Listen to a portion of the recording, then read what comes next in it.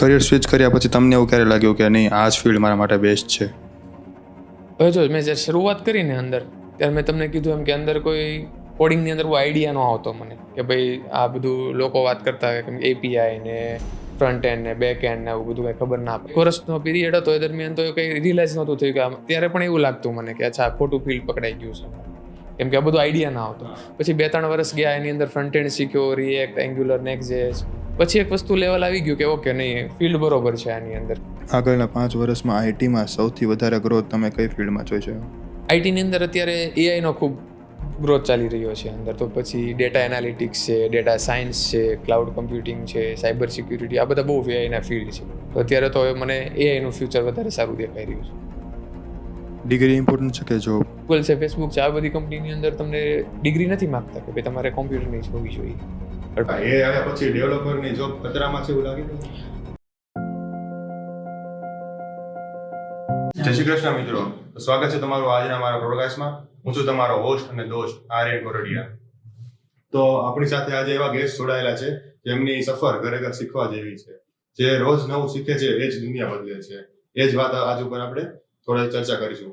તો આજે આપણી સાથે એક એવા વ્યક્તિ જોડાયેલા છે જેમણે પોતાના કરિયરની શરૂઆત સિવિલ એન્જિનિયરથી શરૂ કરી હતી, પરંતુ પોતાના જુસ્સા અને મહેનત અને સતત શીખવાની ભાવનાથી તમને આઈટી ક્ષેત્રમાં એક સારું એવું ભાગ ભજવ્યો છે. તો ચાલો સમય બગાડ્યા વગર આપણે તેમને આમંત્રિત કરીએ. તો સ્વાગત છે રાજનભાઈ રમેશભાઈ વાલાણીનું. થેન્ક યુ આર્યન, તમારા પોડકાસ્ટની અંદર મને બોલાવવા બદલ તમારો ખૂબ ખૂબ આભાર. તો અમે તમારી જ વાત કરી રહ્યા હતા કે તમે તમારા કરિયરમાં તમે છેલ્લા 5 વર્ષથી જે આઈટી ક્ષેત્રમાં તમે ધૂમ મચાઈ રહ્યા છો તો કરતા હતા. તમે સૌપ્રથમ પહેલા તો એ જ જણાવો કે તમે સિવિલમાંથી આઈટી તરફ ચેન્જ થવાનું પેલું મેઇન મોટિવેશન શું હતું? હવે સિવિલમાંથી આઈટી તરફ જવાનું મારું પહેલું મોટિવેશન એવું હતું કે મારું એક જે ડ્રીમ હતું કે પહેલેથી એસી ઓફિસની અંદર વર્ક કરવું છે, ચેર પર બેસીને અંદર. તો નો ડાઉટ મારા ફિલ્ડમાં પણ થાય છે અંદર એ વસ્તુ, પણ કોરોના કહેવાય ને બધા લાઈફના ટર્નિંગ પોઈન્ટ હોય છે. તો મારું પહેલું મોટિવેશન હતું કે મારો ભાઈ જે આઈટીની અંદર હતો બધું જ બંધ હતું, પણ કોરોનાની અંદર એમનું ચાલુ હતું વર્ક એ વસ્તુ. તો મારું પહેલું મોટિવેશન એ હતું. બીજી વસ્તુ કે સિવિલની અંદર આપણે ઇન્વેસ્ટમેન્ટ માટે જે પૈસા જે બેકઅપ હોવું જોઈએ એ વસ્તુ નહોતી આપણી પાસે, કેમ કે મારું ફેમિલી બેકગ્રાઉન્ડ છે એ મિડલ ક્લાસ ફેમિલીમાંથી છું. તો રોકાણ માટે પૈસા નહોતા, એ પેલું એક મહત્વનો પોઈન્ટ હતો. તો આ બધા જ રીઝન હતા જે મારું આઈટી તરફ. તમારો સિવિલમાં એક્સપિરિયન્સ કેટલો હતો? સિવિલની અંદર મને ફિલ્ડ જોબની જો વાત કરું તો એ 3 વર્ષનો મને એક્સપિરિયન્સ છે સિવિલની અંદર. 3 વર્ષ ખૂબ જ સારો એક્સપિરિયન્સ કહેવાય સિવિલમાં પણ. તો તમે આઈટી ક્ષેત્રમાં ક્યારે ફોરવર્ડ થયા? આઈટીની અંદર મેં કીધું એમ કે કોરોના દરમિયાન મારું એ ફિક્સ નહોતું કે કોરોનામાં મારે આઈટી ક્ષેત્ર તરફ જવું છે, પણ કહેવાય ને કે એક સમય હતો એટલે મેં શીખવાની શરૂઆત કરી ધીમે ધીમે અંદર. કે યુટ્યુબ આપણે કોરોનામાં તમને ખ્યાલ છે પૂર્ણપૂરું લોકડાઉન હતું, તો મૂવીઝ ને વિડીયોઝ ને બધું જોઈને કંટાળો થોડો ઘણો આવ્યો, એટલે ચાલો મેં કીધું આ શીખવાની શરૂઆત કરીએ. એ ટાઈમ ઉપર ક્લિયર ઇન્ટેન્શન નહોતું કે મારે આઈટીની અંદર જ જવું છે એમ. તમારા ફેમિલીમાં બધા આઈટીમાં જ છે કે? ના, મારા પપ્પા ડાયમંડની અંદર છે, મારો નાનો ભાઈ છે આઈટીમાં છે, અને નજીકના જે કોઈ રિલેટિવ છે એમાંથી થોડા ઘણા આઈટીની અંદર છે, પણ કોઈ ફેમિલી બેકગ્રાઉન્ડ એવું આઈટીનું નથી મારું. તો કોડિંગ શરૂ કરતા પહેલા તમને કયો ભય હતો? કોડિંગ શરૂ કરતા પહેલા તો મને એવું હતું કે કોડિંગમાં પહેલા ખબર જ નથી પડતી કે આ પ્રોગ્રામિંગ શું કહેવાય, બધી લેંગ્વેજીસ શું કહેવાય. પછી આ બધા વાત કરતા કે ભાઈ વેબ ડેવલપર ને આ ને તેને બધું, તો કંઈ આઈડિયા જ નહોતો. કોલેજની અંદર એ સબ્જેક્ટ આવતો હતો કોમ્પ્યુટરનો, પણ એ ખાલી પાસ આઉટ થવા માટે એની પ્રિપરેશન કરેલી. બધા જે પેલી પેટર્નો આવતી હોય ને લખવાનું મેટ્રિક્સ ને બધું, એ ખાલી પાસિંગ થવા માટે અંદર. એટલે બીજો કોઈ ખાસ નહોતો અંદર. તમારી કોલેજ ક્યાંથી થઈ? મારી કોલેજ મેં Swami Atmanand Saraswati institute of technology સુરતથી પૂરી કરેલી છે. કરિયર સ્વિચ કર્યા પછી તમને એવું ક્યારે લાગ્યું કે નહીં આ જ ફિલ્ડ મારા માટે બેસ્ટ છે? હવે જો મેં જ્યારે શરૂઆત કરીને અંદર ત્યારે મેં તમને કીધું એમ કે અંદર કોઈ કોડિંગની અંદર કોઈ આઈડિયા ન આવતો મને કે ભાઈ આ બધું લોકો વાત કરતા હોય કે એપીઆઈ ને ફ્રન્ટ એન્ડ ને બેક એન્ડ ને એવું બધું કંઈ ખબર ના પડતી અંદર. પણ જે 1 વર્ષનો પીરિયડ હતો એ દરમિયાન તો કંઈ રિયલાઇઝ નહોતું થયું કે ત્યારે પણ એવું લાગતું મને કે અચ્છા ખોટું ફિલ્ડ પકડાઈ ગયું છે મારે, કેમ કે આ બધું આઈડિયા ના આવતો. પછી 2-3 વર્ષ ગયા એની અંદર ફ્રન્ટ એન્ડ શીખ્યો, રિએક્ટ, એન્ગ્યુલર, નેક્સ્ટ.જેએસ. પછી એક વસ્તુ લેવલ આવી ગયું કે ઓકે નહીં ફિલ્ડ બરોબર છે આની અંદર, કે હવે જે આપણે લેવલ બની ગયું છે એનાથી થોડું ઘણું પ્લસ શીખીએ એટલે આરામથી રેડી છે ફિલ્ડ રેડી છે આના માટે. બરોબર. તો ઇન્ટરવ્યુમાં એચઆર મેઇનલી કયા પોઈન્ટ છે તમને પૂછતા હોય છે એવું કઈ? HR ની અંદર પહેલી વાત કરું જો તો કમ્યુનિકેશન તમારું. ઘણી ઘણી કંપનીઓ કમ્યુનિકેશન ઉપર વધારે ભાર આપતા હોય છે કેમ કે એને ક્લાયન્ટ સાથે સીધું જ ઇન્ટરેક્શન હોય છે. તો જે બી ડેવલપર હોય તો એમને ક્લાયન્ટમાં મૂકવાના હોય તો પેલું કમ્યુનિકેશન પૂછતા હોય છે. બધા જ અલગ અલગ ઇન્ટેન્શન હોય છે. એમનો ખાલી ઇન્ટર્ન જોતા હોય કે પછી નોર્મલ ડેવલપર જોતા હોય. રિજનની અંદર તમે બેંગ્લોર સિટીની અંદર જાઓ તો પહેલાં પેલું કમ્યુનિકેશન મેટર કરે છે. ત્યાં ઇંગ્લિશ જ ચાલે છે એટલા માટે. એટલે લેંગ્વેજ બેરિયર એ ઇમ્પોર્ટન્ટ છે. હા, લેંગ્વેજ હું કહું બેરિયર કહી શકીએ આપણે, કારણ કે મેં જ્યારે ઇન્ટરવ્યૂ આપેલા એની અંદર HR જ આપણને એવું પૂછતા કે ભાઈ એની સાથે વાતચીત કરો એટલે તમને એ રિજેક્ટ કરી દે કે ભાઈ કમ્યુનિકેશન તમારું પ્રોપર નથી એટલા માટે. પછી તમારું એ ઇન્ટરવ્યૂ રાઉન્ડ ને તો બધું સાઈડની વસ્તુ છે. તો લેંગ્વેજ કહી શકાય બેરિયર. આઈટી ફિલ્ડમાં ઇંગ્લિશ કેટલું ઇમ્પોર્ટન્ટ રોલ પ્લે કરે છે? હું તો કહું છું આઈટીની અંદર ઇંગ્લિશ ખૂબ જરૂરી છે, કારણ કે આપણે ગુજરાતની જો વાત કરીએ તો અહીંયા આપણે ગુજરાતી છે, હિન્દીની અંદર બધું કમ્યુનિકેટ કરી શકતા હોઈએ છીએ. પણ તમે જે બેંગ્લોર છે, પુણે છે, હૈદરાબાદ છે, આ બધા સિટી હોય અથવા તો આઉટ ઓફ ઇન્ડિયાના બી ક્લાયન્ટ હોય તો એની અંદર એ લોકોને ઇંગ્લિશ જ તે પ્રિફર કરતા હોય છે. એટલે ઇંગ્લિશ તો ખૂબ જરૂરી છે શીખવું અને ઇમ્પ્રૂવ બી કરવું પણ ખૂબ જરૂરી છે. એટલે ઇંગ્લિશ તો આઈટીમાં આવવું જ પડશે. હા, આવું જ પડશે. અંદર શરૂઆતની અંદર તમે ઇન્ટર્ન છો, જુનિયર ડેવલપરના રોલ ઉપર છો, એ દરમિયાન બહુ મેટર નથી કરતું. પણ તમારી જેમ જેમ પોઝિશન વધે, સિનિયર લેવલ સુધી પહોંચો તો એમાં ઇંગ્લિશ ખૂબ જરૂરી છે. ઇંગ્લિશ ન આવડતાના કારણે તમને શું મુશ્કેલીઓ પડતી? જે મેં તમને કીધું એમ કે HR રાઉન્ડની અંદરથી તમે રિજેક્ટ થઈ જાય ઇંગ્લિશની અંદર. કેમ કે એક્સપિરિયન્સ તમને? હા, મેં એક ઇન્ટરવ્યૂ આપેલું એની અંદર HRની સાથે વાતચીત થઈને એમાં 1 થી 2 મિનિટની અંદર એમણે કીધું ઓકે તમને જણાવશું અંદર. પછી એને રીઝનની અંદર આવ્યું કે ભાઈ તમારું કમ્યુનિકેશન પ્રોપર નથી ઇંગ્લિશની અંદર. એટલે આ મોટું કહી શકો તમે કે ડ્રોબેક છે. એવું છે. તમે પણ ઇંગ્લિશ બેરિયર નડે છે? હા, ઘણું નડે છે. એને મેં ઇમ્પ્રૂવ પણ કરેલું છે અંદર ડે બાય ડે થોડું લર્નિંગ કરીને. ન્યૂઝપેપર છે, યુટ્યુબની અંદર વિડીયોઝ છે, લોકો સાથે વાતચીત કરીને. ઇંગ્લિશ લર્ન માટેની કોઈ સોર્સ ખરા? ઇંગ્લિશની અંદર તો તમે ઇઝીલી યુટ્યુબની અંદર અત્યારે જો બહુ બધું અવેલેબલ છે. ઇન્સ્ટાગ્રામની અંદર રીલ્સ હોય છે, પછી અમુક સેન્ટેન્સ બનાવતા હોય છે, ઘટના બનતી હોય એને ઇંગ્લિશમાં ડિસ્ક્રાઇબ કેમ કરવી, આ ટાઈપનું બધું રીલ્સ ને એવું હોતું હોય છે. પ્રેક્ટિસ મહત્વ વસ્તુ છે. ઇંગ્લિશ વીક હોય તમે એને ઇમ્પ્રૂવ માટે શું પ્રિફર કરો? ઇંગ્લિશ વીક માટે ન્યૂઝપેપરનું રીડિંગ છે, કોઈ બુક્સ છે, બરાબર છે. કોલેજની અંદર તો તમે ઇંગ્લિશ જો તમે બી કમ્પ્લીટ કર્યું હોય તો બધું ઇંગ્લિશની અંદર છે, પણ એ બધું એક સ્ટડી માટેનું હોય છે. ગુજરાતી મીડિયમમાં થયું હોય એની માટે તો હા, એના માટે કોલેજ જે ગુજરાતી મીડિયમમાં કરી હોય એવું જરૂરી નથી. એ તમારી પેલી લર્નિંગની સ્કિલ ઉપર છે. તમે જો ઈચ્છતા હો તો શીખી શકો છો એ વસ્તુ. અત્યારે 10-12 પાસ ભણેલા હોય એ બી ઇંગ્લિશ સારું બોલતા હોય છે અંદર. તમે જો જોયું રાજસ્થાનની અંદર ક્યારેક પેલા ટુરિઝમમાં હોય તો ત્યાંના જે બાળકો હોય અથવા તો કોઈ સ્ત્રી પણ જે મેં જોયેલું છે સારું ઇંગ્લિશ બોલતા હોય છે. એને કંઈ કોચિંગ કે ગ્રેજ્યુએશન નથી કરેલું. હા, એટલે ઇંગ્લિશ તો ઇમ્પોર્ટન્ટ છે. તો બિગિનર સૌથી કોમન મિસ્ટેક કઈ કરે છે? બિગિનર જો કહો ને તો એનો જે લર્નિંગનો પાથ છે, અથવા તો ધારો કે કોઈ કંપનીની અંદર ઇન્ટર્નશિપ માટે એપ્લાય કરે છે તો જોબ માટે જે એપ્લાય કરે છે તો એ દરમિયાન એના જે રેઝ્યુમે હોય ને એ જે પ્રિપેર કરે ને એની અંદર ઘણી બધી એક્સ્ટ્રા સ્કિલ નાખેલી હોય છે કે જેમ કે એણે કામ કરેલું હોય, ધારો કે ફ્રન્ટ એન્ડની અંદર કર્યું હોય તો બેક એન્ડની અંદર એ લખી નાખ્યું કે બેક એન્ડ આવડે છે, SQL છે, AI છે, ઘણું બધું લખી નાખ્યું અંદર. તો આ એક મોટી મિસ્ટેક છે. બીજી વસ્તુ કે અત્યારે ChatGPT આવી ગયું છે તો બેઝ ક્લિયર કર્યા વગર ડાયરેક્ટ તે ChatGPT પાસે કોડ લખાવાનું ને એવું ચાલુ કરે, પછી જ્યારે એકચ્યુઅલ પ્રોબ્લેમ આવે ડિબગિંગ એરર સોલ્વિંગ છે તો એની અંદર અટકી જતા હોય છે. એટલે હું એવું કહું કે ભાઈ બેઝ ક્લિયર હોય તો એ સારામાં સારી અંદર પ્રોગ્રેસ થઈ શકે. ઘણી બધી લેંગ્વેજ શીખવા કરતા એકાદી લેંગ્વેજ એમાં એક્સપર્ટ બનવું કેમ? જો હવે મારો જે પર્સનલ એક્સપિરિયન્સ છે આઈટીની અંદર તો હું જણાવું કે તમે કોઈ એક લેંગ્વેજ શીખી લો ને, ધારો કે હું તમને Node.js ની વાત કરું તો એના તમને બેઝિક કન્સેપ્ટ ક્લિયર કરી લીધા, થોડા ઘણા પ્રોજેક્ટ બનાવી લીધા, તો પછી એની એ વસ્તુ તમે ધારો કે કોઈ બીજાની અંદર શીખશો ને કે એઆઈની અંદર મીન્સ કે પાયથનની અંદર જો વાત કરું તમને તો એમાં ડેટાબેઝનો કન્સેપ્ટ તમને ક્લિયર છે, કેમ API લખવાની ક્લિયર છે અંદર, બરાબર. તો એમાં ખાલી તમારે સિન્ટેક્સ ચેન્જ થતી હોય છે. એટલા માટે એક લેંગ્વેજ બેઝ ક્લિયર કરવો જરૂરી છે કોઈ પણ એક લેંગ્વેજને. પછી તમે ફ્રન્ટ એન્ડની અંદર વર્ક કરતા હો કે બેક એન્ડની અંદર વર્ક કરતા હો. AI નામ થોડું અત્યારે ભય ઉત્પન્ન કરી રહ્યું છે માર્કેટમાં. તો શું AI આવ્યા પછી ડેવલપરની જોબ ખતરામાં છે એવું લાગે તમને? જો એ તો કેવું છે કે તમારું માઇન્ડસેટ કેવું છે. માર્કેટની અંદર બહુ બધી નેગેટિવિટી હોય છે કે ભાઈ એઆઈ છે, જોબ લઈ લેશે અને જોબ જતી રહેશે ને. પણ હું તો એવું કહું છું કે એક સફીન હસન કરીને છે આપણે આઈપીએસ પોલીસ ઓફિસર. તો એ જ્યારે એની પ્રિપરેશન કરતા હોય છે ને એક્ઝામની, ત્યારે એવું કહે છે કે બહુ બધા લોકો હોય છે એની અંદર, પણ મારે તો એક જ સીટ જોતાની છે. એમ વર્લ્ડની અંદર કહીએ કે આપણે ઇન્ડિયામાં કહીએ, બહુ બધી આઈટીની જોબ છે, તો તમારે એક જોબ માટે ફોકસ કરવાનું હોય છે. તો જે એઆઈ કીધું તો એમાં જરૂરી નથી કે જોબ લેવાનું છે. નો ડાઉટ તમારું જે કામ કરી રહ્યા છો, તમારું જે આઉટપુટ છે એની અંદર ઇમ્પ્રુવમેન્ટ ઘણું આવવાનું છે. તો મારા ખ્યાલ પ્રમાણે એઆઈ જે છે એ જોબ લઈ લે છે અને આવું બધું નેગેટિવિટીથી દૂર રહેવું જોઈએ. આ ચેટ જીપીટી છે, કર્સર છે, જેમિનાઈ જેવા ટૂલ્સ થી પ્રોડક્ટિવિટીમાં કેટલું ઇમ્પોર્ટન્ટ? ઘણું જ થાય. તમારી પ્રોડક્ટિવિટી ઘણી બૂસ્ટ થાય. જેમ કે કર્સર છે ફ્રન્ટ એન્ડની અંદર, તો તમે જ્યારે નોર્મલ એપીઆઈ ઇન્ટિગ્રેશન છે અથવા તો જ્યારે કોડિંગ લખતા હોય ને તો એની અંદર તમને સજેશન આપે. હવે તમને ખ્યાલ જ છે કે આ પ્રોસેસની અંદર આ ફ્લોમાં કામ કરવાનું છે, બરાબર છે. તો જે કર્સર છે તમારું ટેપથી તમારું કામ એકદમ ઇઝી કરી આપશે.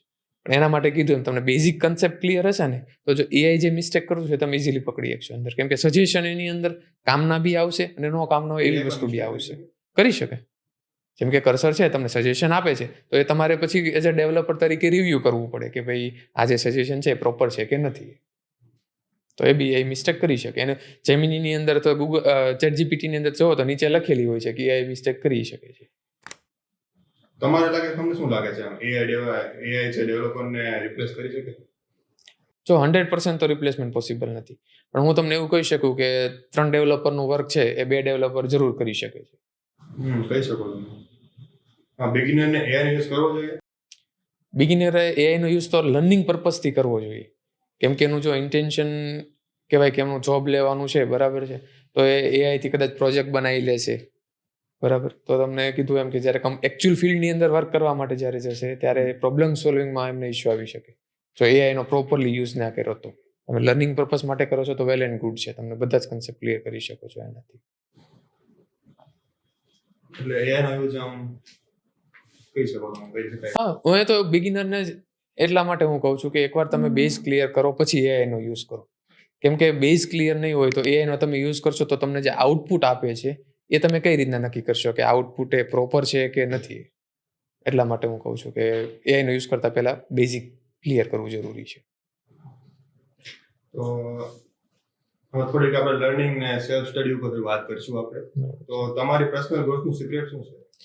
પર્સનલ ગ્રોથમાં તો કહું ને તો લર્નિંગનો જે કર્વ હોય છે બધાની લાઈફની અંદર અલગ અલગ હોય છે. તો મારું જે કેવું છે કે બધા એવું માને કે આઈટી એટલે સોમથી શુક્રની જોબ, 9 થી 6 ની જોબ. પણ હું એવું માનું છું કે આઈટી એટલે ખાલી 5 દિવસની જોબ નથી.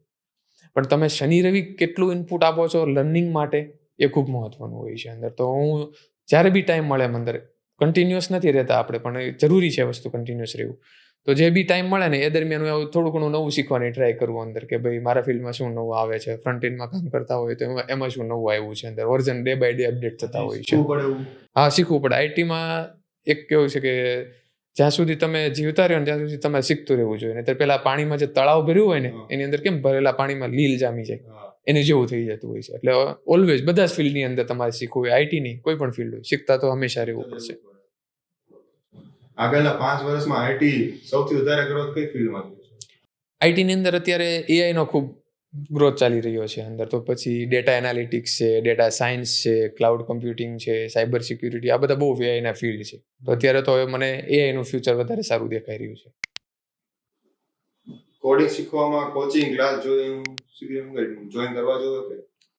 જો આની અંદર તો ડિબેટ છે, પણ હું પર્સનલી એવું માનું છું કે તમે કોઈ લર્નિંગ માટે સમય આપી શકતા હો તો કોચિંગમાં જવાની જરૂર નથી. FOC, ફી ઓફ કોસ્ટ, બધી જ વસ્તુ યુટ્યુબ ઉપર છે કે પછી વેબસાઇટ ઉપર છે, અવેલેબલ છે. પણ કોચિંગ વાળા તો એવું એ લોકો કહે છે કે શું કહેવાય અમારે તો 100% પ્લેસમેન્ટ આપી દેશું ને એ શું રહ્યું. જો ઘણા ક્લાસીસની અંદર આપે પણ છે એ વસ્તુ કે ભાઈ તમે ફી ભરી હોય તો તમને કોઈ પણ જગ્યા ઉપર પ્લેસમેન્ટ કરાવી આપે. પણ તમે જે પહેલો જે ક્વેશ્ચન પૂછ્યો કે લર્નિંગ માટે, તો એના માટે એવું જરૂરી નથી કે કોચિંગ ક્લાસમાં જવું. તમે એ તો તમે સેલ્ફ લર્નિંગ પણ કરી શકો છો. તમને કીધું હોય તો શું કહેવાય તમે ઇન્ટર્ન કરો કે પછી કોચિંગ કરો તો તમે શું કરો? હું કહું છું કે ઇન્ટર્નશિપ. કેમ?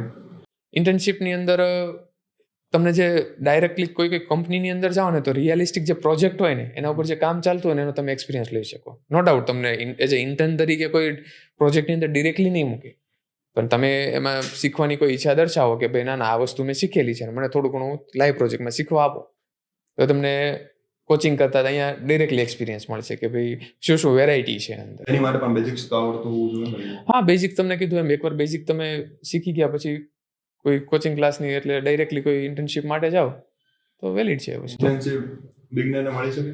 મળી શકે. પેઇડ કે નોન?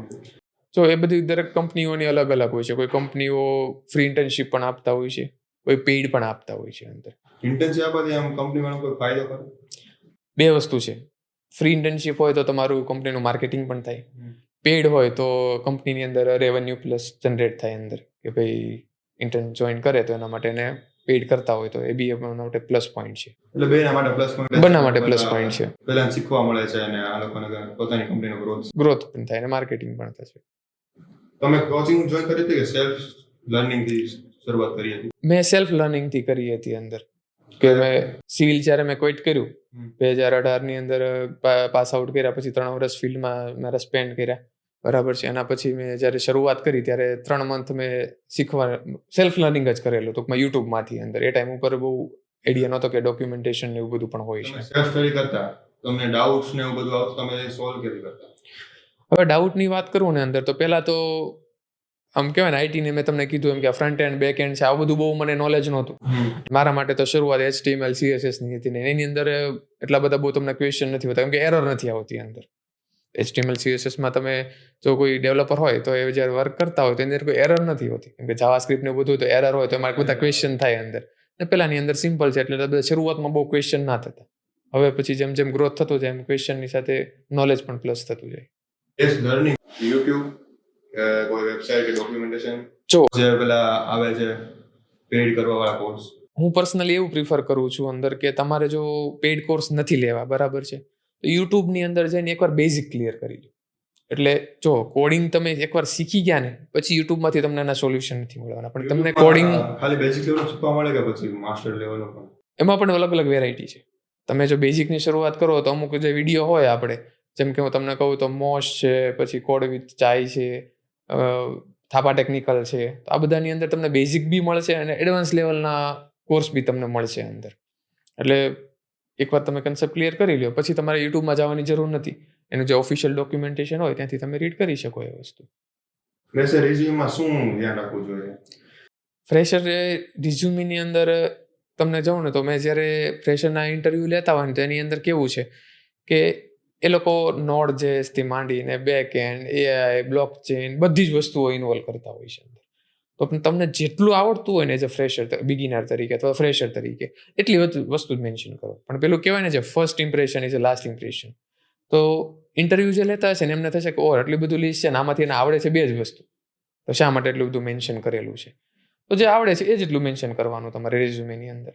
જેમ કે મેં બધું લખ્યું છે, પાયથન ડેવલપર જાવાસ્ક્રિપ્ટ બધું લખ્યું છે, મને ખબર નથી કેટલું બધું આવે છે, એટલું લખ્યું છે, તો શું ઇન્ટરવ્યુમાં ગયા આપણે તો બધામાંથી સવાલ પૂછે કે?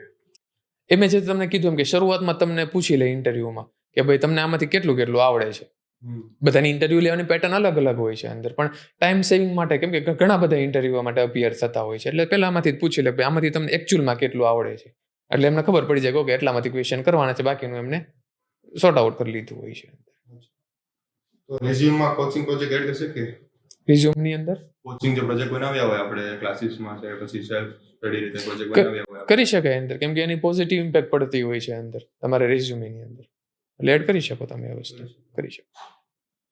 ડિગ્રી ઇમ્પોર્ટન્ટ છે કે? જો ઘણી કંપનીઓ ડિગ્રી માગે છે. મારી વાત કરું તો મેં BE સિવિલમાંથી જ્યારે આઈટીની અંદર આવ્યો એ દરમિયાન ઇન્ટરવ્યુની અંદર ઘણી કંપનીઓ ક્લિયર લખેલું હોય કે ભાઈ અમારે રિલેવન્ટ ડિગ્રી જોઈશે કોમ્પ્યુટર રિલેટેડ. અમુક બિગ ટેક કંપનીઓ જેમ છે ગૂગલ છે, ફેસબુક છે, આ બધી કંપનીની અંદર તમને ડિગ્રી નથી માગતા કે ભાઈ તમારે કોમ્પ્યુટરની જ હોવી જોઈએ. પણ પેલી જે કીધી તમને અમુક કંપનીઓ માગે છે કેમ કે એમને ક્લાયન્ટની રિક્વાયરમેન્ટ બી ક્યારેક એવી હોય છે, એમના ઉપરના જે ક્લાયન્ટ હોય એના માટે પ્રિફર કરતા હોય કે ભાઈ ડિગ્રી વાળા માટે અથવા તો ડેવલપ જે પણ વસ્તુ છે BCA ની કે બીટેક ડિગ્રી સુધી ચાલે કે પછી માસ્ટર હોવું જોઈએ, મોટી MNC કંપનીમાં જવું હોય? એ તમને જે મેં કીધું એની રિક્વાયરમેન્ટ ઉપર ડિપેન્ડ કરે છે કેમ કે કોઈ કંપની ખાલી બેચલર બી માંગતા હોય, કોઈ માસ્ટર બી માંગતા હોય. MNC કંપની શું કહેવાય, બેચલર સ્ટુડન્ટને હાયર કરી શકે? કરે છે હાયર, કરી શકે? હા. વિધાઉટ ડિગ્રી પણ હાયર કરે છે MNC કંપનીઝ. કરે છે. એનામાં શું ટેલેન્ટ શું જોવાનું? એ તો તમને જ્યારે ઇન્ટરવ્યુ પહેલી એક્ઝામ ઈ કઈ રીતે લેવાની હોય? એનામાં એક્ઝામ લેવાની અંદર તો મેં કીધું બધાની પેટર્ન અલગ અલગ હોય છે. તમારી રિક્વાયરમેન્ટ, ધારો કે હું ફ્રન્ટ એન્ડ સ્પેસિફિક વાત કરું તમને, બરાબર છે, તો એની અંદર તમને ફ્રન્ટ એન્ડ રિલેટેડ ક્વેશ્ચન પૂછે, અથવા એમને કઈ ટેકની અંદર કામ કરવાનું છે. જેમ કે રિએક્ટમાં કરવાનું હોય તો એ જ્યારે ડેવલપર અપિયર થાય ત્યારે એમનું ક્લિયર ઇન્ટરેક્શન કરી લેશે કે ભાઈ આ તમે રિએક્ટની અંદર કામ કરેલું છે કે નથી કરેલું. એન્ગ્યુલર હોય તો એન્ગ્યુલર રિલેટેડ ક્વેશ્ચન કરી લેશે તમને. તો રિઝ્યુમ બનાવવા માટેની બેસ્ટ મેથડ કઈ? રિઝ્યુમ બનાવવા માટે અત્યારે તો જનરલી HR જે સોર્ટિંગ કરતા હોય છે ATS, બરાબર છે, હું તો તમને એટલે એની લિંક હું પ્રોવાઈડ કરી દઈશ. તમે જ્યારે બી રેઝ્યુમે બનાવો તો એના ઉપર એકવાર અપલોડ કરી અને તમારે ચેક કરી લેવું જોઈએ કે કેટલો સ્કોર છે, બરાબર છે. તો એ 75-80 રાઉન્ડ જો તમારો સ્કોર જતો હોય તો તમારા ચાન્સીસ વધી જતા હોય છે અંદર. રેઝ્યુમેની અંદર તમે જે પ્રોજેક્ટમાં કામ કર્યું છે એટલા પ્રોજેક્ટ મેન્શન કરો. બહુ બધી ડિટેલ લખવાની જરૂર નથી અંદર. ઘણા રેઝ્યુમેની અંદર કેવું છે કે આમ 2-3 પેજનું રેઝ્યુમે કરી નાખ્યું હોય.